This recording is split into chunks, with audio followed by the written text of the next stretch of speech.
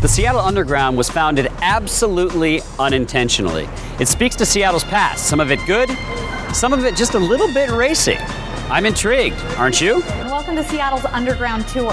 The tour was started on Memorial Day weekend, 1965, when Bill Speidel, who was a local newspaperman, noticed they were tearing down buildings in the neighborhood, calling them old Victorian eyesores.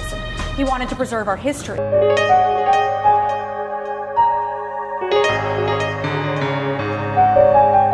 When they put the sidewalks in, they installed skylights so that people could continue to do business down here during the day. We were unsure for a while if this was the original glass.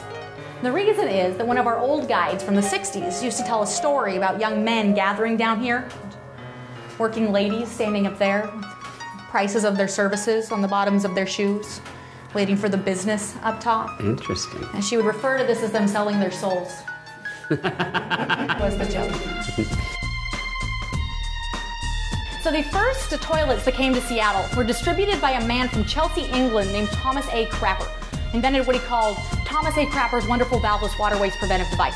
Which is a lot to say when you gotta go. That is a lot. You can have an accident. So we shortened to the Crapper, but there was a strange pipe coming out the back.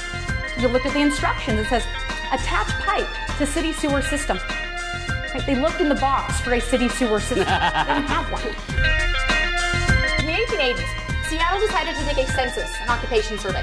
They wanted to find out how many people were living here and what they were doing. They got back 25,000 census forms. 2,400, about 10%, listed themselves as being young, single women. All of them listed their occupation as being either seamstress or garment worker.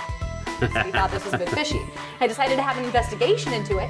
After 6 weeks of exhaustive research, they determined that there was not a single sewing machine in the entire area. Oh my God, what did they do? It led them to suppose that they must have been doing a lot of the work by hand. Hey, nobody gets it who's not supposed to. Thank you guys so much for coming on the Underground Tour. I hope you learned something and had some fun. If you want to learn anything more about any of our tours, please visit our website at www.undergroundtour.com.